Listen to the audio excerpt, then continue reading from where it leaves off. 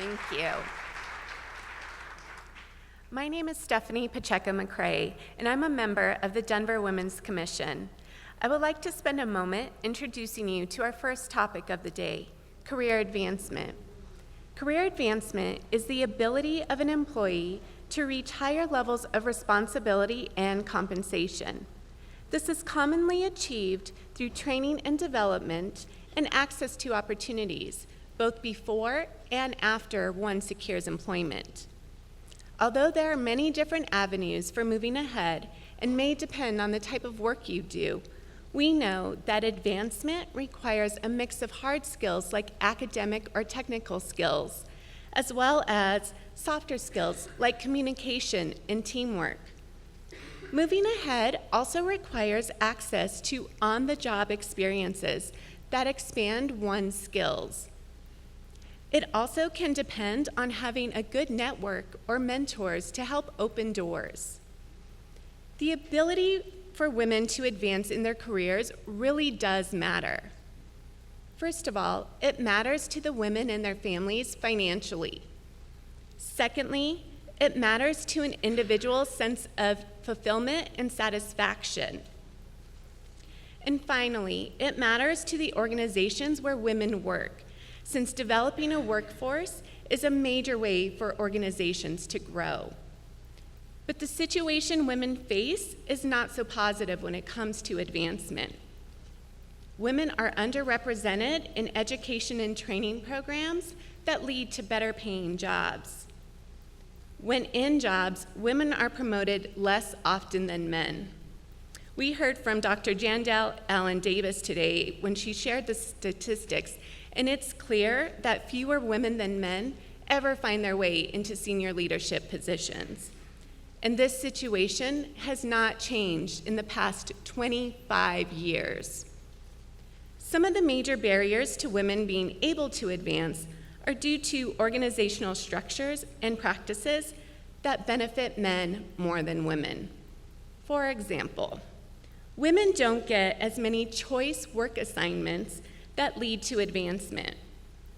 Women don't tend to self-advocate as much as men, including negotiating for raises and opportunities. And when they do, men tend to fare better in those negotiations. The cost and responsibility of childcare, along with family-related factors, limit women's ability to access career advancement opportunities. However, there are some proven ways to help reverse this situation, such as 1, provide more training and development options for women that fit within the demands of family obligations. 2, strengthen mentoring opportunities for women. And 3, create greater transparency in organizational data about compensation and advancement so everyone can see and understand what is going on as it relates to ensuring equity for women.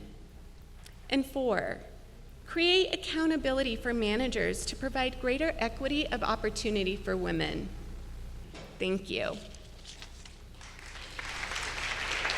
We now have a distinguished panel of people who've actually been dealing with these issues of career advancement in their own places of authority and responsibility.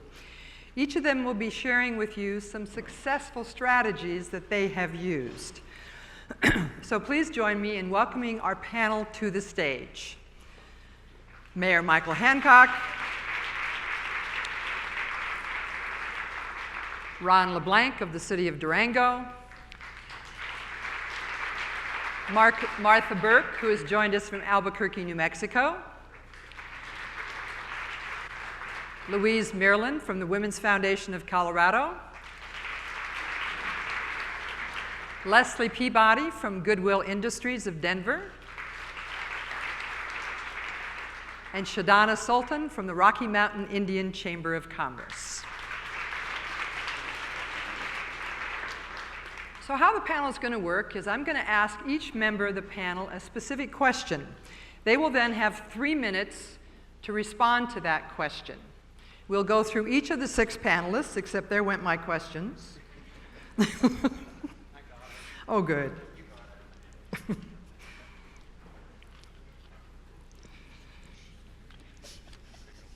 Thank you very much. All right.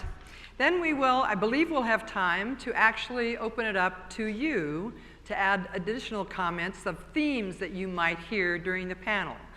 So as you're listening to each person, take their specific notions, but see if there are in fact some things that go across each of the kinds of strategies that they've used. All right, Mayor Hancock. What are some of the new policies or government services that have the greatest potential for supporting women's career advancement? I think first and foremost, we need to make sure we take a comprehensive approach to addressing the advancement of women.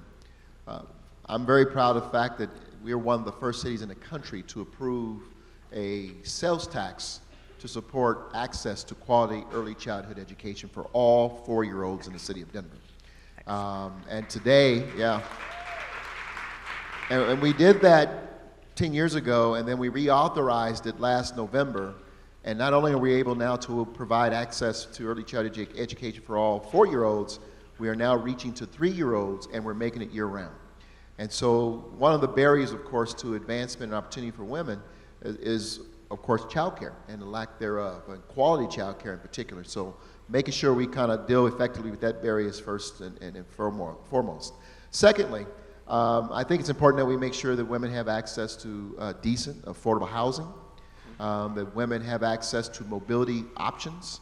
And so we are really focused on those areas as as top priorities in the city of Denver to make sure that, I think for all of us, but in women in particular, if you have a sense of peace, that one, your child is okay, two, you have a safe roof over your head, and thirdly, you have affordable options to help you get to and from, the job, the education site, to health care, to the doctor, to groceries.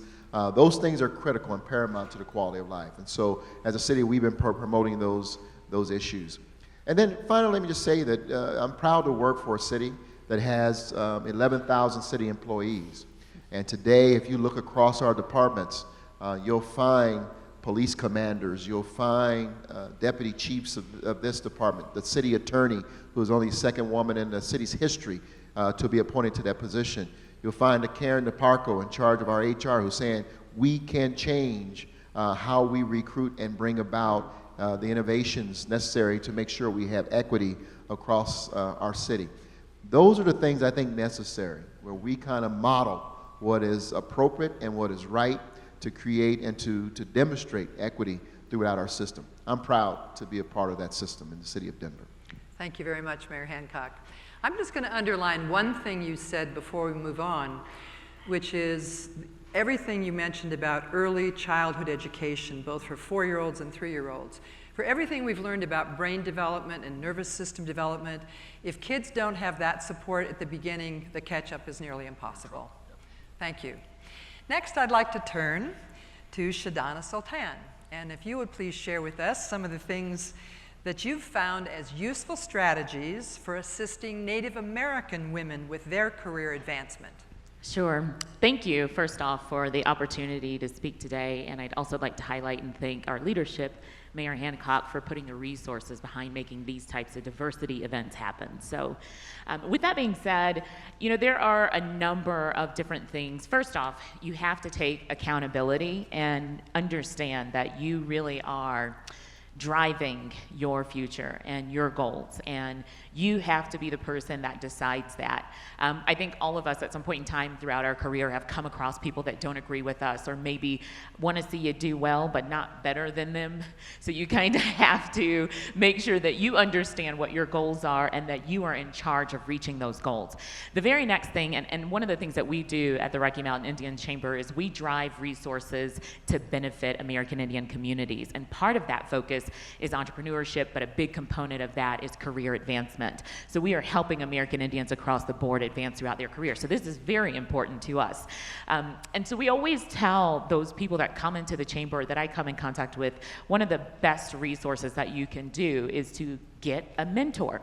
And not just one, get several mentors. Now, ladies, We all appreciate that one girlfriend in the group that will keep it real with you.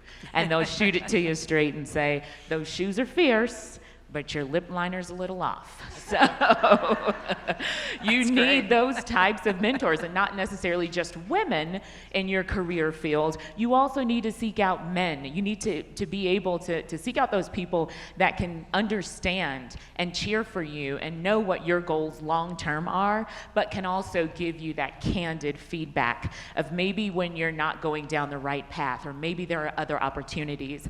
We also encourage, when you're looking for mentors, to make sure you get someone that's connected, and they're constantly going to think of you when those opportunities arise. So when there's a nomination to sit on a panel and talk about career advancement, your male mentor will pick up the phone and say, Shadana, I've got Kim Desmond here. I thought of you. You need to go participate in that event. So that is something that's super, super important. So get those mentors. You can seek those out through networking organizations like Chambers. You can get those through Greek organizations. I know I'm a member of Alpha Kappa Alpha Sorority Incorporated, so seek out those Greek organizations where you can find like-minded people that participated and are going to believe in your future and push you toward those goals.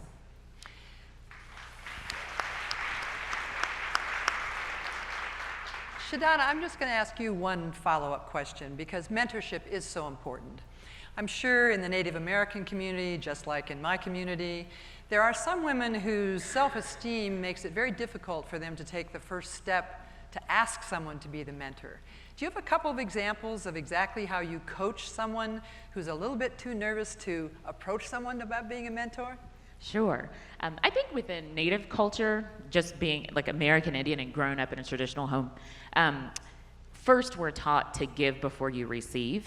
And so I always make it a point to highlight the positives or to acknowledge the intent behind their actions before I offer some counseling to correct behavior or suggestions to amend behavior.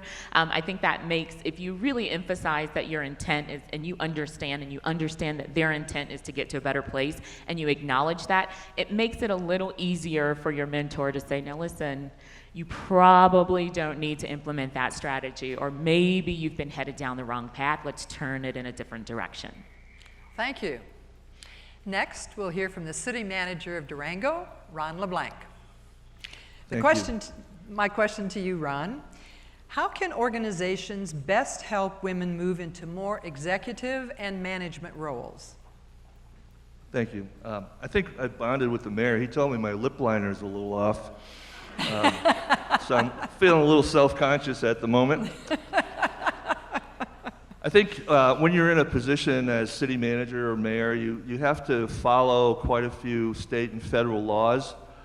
And all the statistics we've been hearing today indicate that we have a long way to go. And one of the things that we've attempted to do in Durango is create organizational values. The people who are making the decisions in the organization to promote and select people to enter our organization need to share common values. And that's been very successful, particularly when it comes to finding a career path for women. And I've had the pleasure of working with a variety of very talented women, and our executive team at the city is a majority of women, and then we have a core team that is horizontal throughout the organization, and they have a majority of women. I've had an unusual career where I've worked with more women mayors than men, and in fact, I've also worked with a majority council of women at one point in my career. But in finding those career paths, I think we have to open up our eyes to other opportunities that are not traditional. We look at the entry points to the organization for leadership that may not be traditional. So when we hire through an assessment center a variety of people, we look at their potential for leadership positions and how they could move up. They may not be the best person for that entry-level position because they don't have experience. And we find that many women who come into the organization may not have the experience that we would like to see. They may have stepped out of the workforce to have a family, or they may not have had the opportunities to go to college. So when we give them that opportunity, we have to provide mentorship and guidance.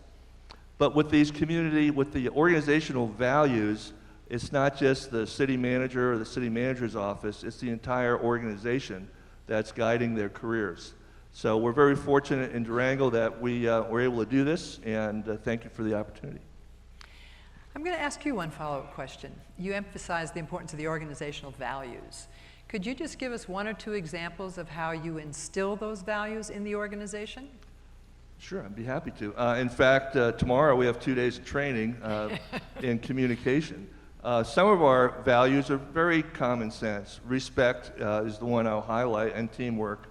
If you don't have respect in your organization, you're not going to have progress in terms of making the organization more open and honest.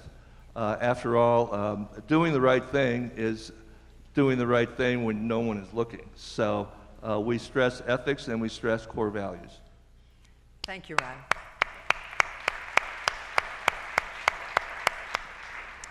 And next, Leslie Peabody from Goodwill. What are the best strategies that enable women felons to re-enter the workforce and succeed? I think that's a great question, and specifically the "and succeed" part is, I think, what's so important, especially with our community.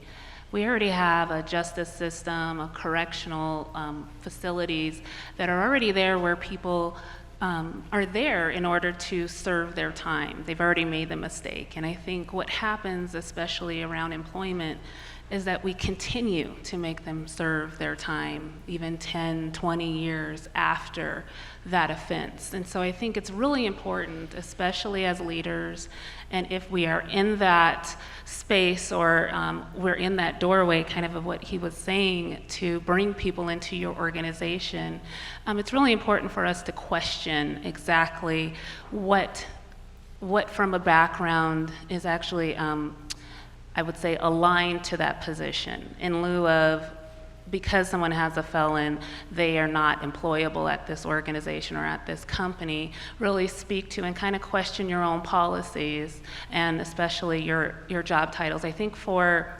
women in particular, they have a hard time, especially because they're going into retail or healthcare industries, which more times than not, your background will be checked.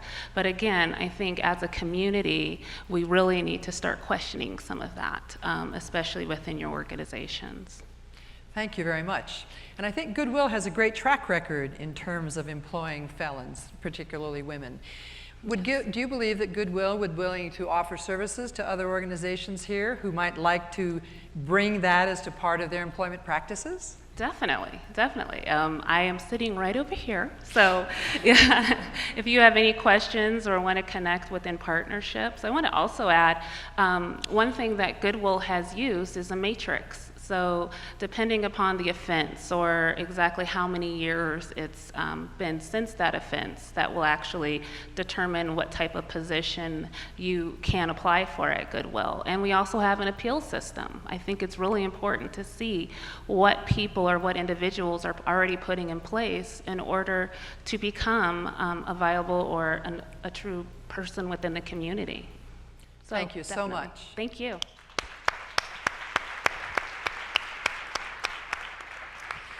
And next, we're honored to have Martha Burke, who consults on these issues in New Mexico with both the city and state. How can we use contracting and procurement as a vehicle for creating greater pay equity for women in local government? Thanks for asking. First of all, I want to expand the question a bit. We can use it to increase pay equity for women in local governments. The contracting and procuring process, but more importantly, we can use it to increase pay equity for women in those communities. The mayor mentioned earlier that the city of Denver has already done a gender pay equity study, and there is no pay gap between women and men in Denver, and thank you, Mayor. That's a first step, because before you can ask a contractor to do something that they might not want to do, you have to have the, shall we say, the moral standing. So you have to, as leaders in the cities and other procurement entities, you have to study your own workforce and say, we did it, and here are our gender pay gaps, and here's what we're doing to remedy them if you have them. So what we did in Albuquerque, and it was a first in the nation initiative, we went beyond telling the contractors, gee, we'd like you to pay women and men the same. We decided that if you want a contract with the city of Albuquerque, in the bidding process, you've got to tell us how you pay women and how you pay men.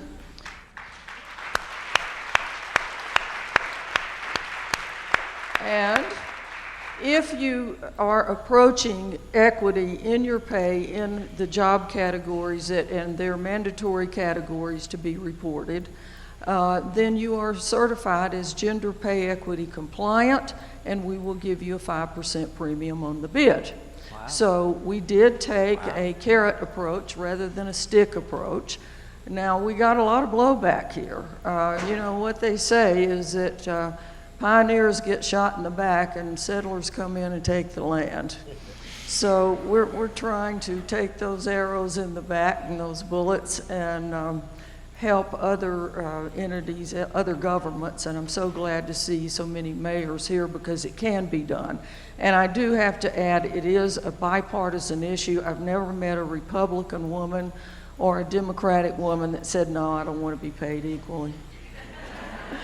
Our mayor's office is nonpartisan, but he is by identification a Republican. I'm a pretty well-known D. We don't agree on everything, but we do agree on this, and this is how we work together to achieve this. Did we get a lot of blowback from business? A little, but usually they just look at it and say, one more thing we have to do. Now, what are we finding? Some gender gaps as high as 40%, ladies and gentlemen. Wow. That is an incentive because right there it's against the law, which we do remind them of. So,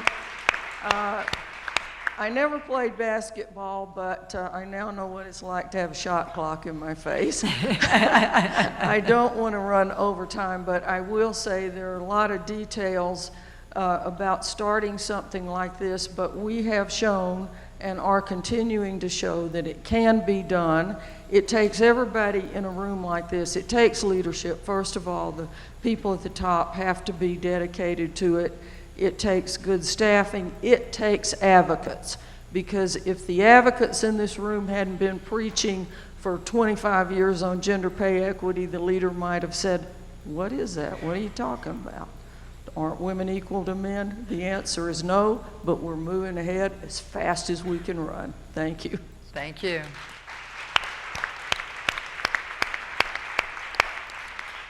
And just a very quick follow-up, Martha.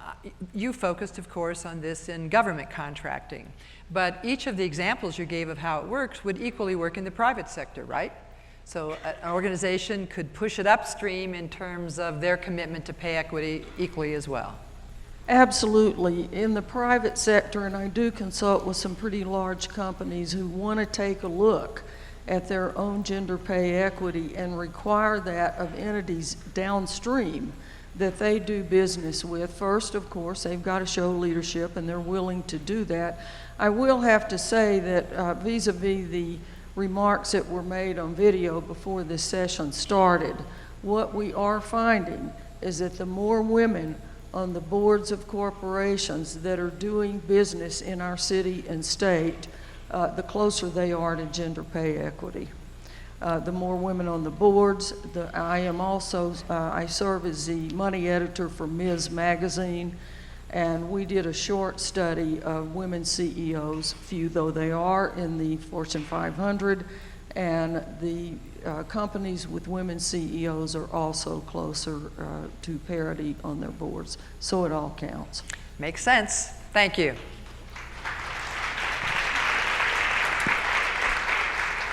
And we're very fortunate to have with us Louise Meerland, who will address a different part of the issue. Clearly, there are many professions that have many fewer women enter them to begin with. So my question to you, Louise, is what are the most successful ways to encourage girls and young women to enter the STEM professions, the science, technology, engineering, and math? Thank you so much for the opportunity to respond to this question today. It's one of the utmost importance for ensuring that we are improving gender equity in the STEM professions. How do we counter the many, many messages that are subtle and many times not so subtle that signal to girls and young women that they don't belong in these fields? Well, thankfully, though we have a lot of work to do, there are many proven effective strategies. And it begins with ensuring that girls and young women have the opportunity to build their interest, confidence, and core skills in STEM. To build interest, there are ways that we all can play a role in helping girls and young women connect STEM to their everyday experiences, to help them understand and really build their natural curiosity about the world that surrounds them and that they are a part of. To build confidence in STEM, it is important for girls and young women to see people like them leading in these fields. The opportunities to connect with mentors and role models in a variety of ways are absolutely essential, whether that's participating in a career day at school or opening up your company for classrooms of visitors to come see STEM professionals at work. It's essential that girls and young women have these opportunities and are encouraged to take them, to interact with women professionals from diverse backgrounds, to show every girl and young woman that STEM is a place where they can be successful. And to build core skills, it's essential that girls have the opportunity to get out there and do it, to try, to have hands-on learning experiences, to pursue answers to the questions that they are curious about. And most importantly, they need to be able to try and fail, and to learn that failure is a part of the path to success. Girls and young women need to be encouraged to try and fail and try again, and keep trying and trying and trying, to develop that growth mindset, the notion that we are not born with a certain level of abilities or intelligence, but that by trying and practicing and doing again and again, we have the opportunity to build skills and abilities and to pursue greater levels of success. Thank you very much, Louise. Just a quick follow-up. The movie Hidden Figures has been such a phenomenon across the country. And I'm curious if you have any experience or ideas about the use of video, the use of stories as a way to make it more feasible to young women and girls that they can enter what seem like daunting careers. That's a great follow-up. And yes, Hidden Figures is one of many films displaying the many ways that women really are successful in STEM. I'm thrilled that the Women's Foundation of Colorado had the opportunity to invite Octavia Spencer, one of the stars of Hidden Figures, to our annual luncheon. So we will be inviting her to tell her own story and to really draw out the stories of the unsung heroes of women in STEM. And I'd also like to offer to everyone here today some resources available through the Women's Foundation to help tell more of these stories. We have a comprehensive resource guide for community members, families, and educators to really put strategies into action to encourage girls and young women to pursue their passions in STEM. This guide, This Is What STEM Looks Like, is available on our website, and that's where you can also find resources for employers to improve gender equity in STEM industries from the workforce perspective. Please take a look at wfco.org. Thank you very much.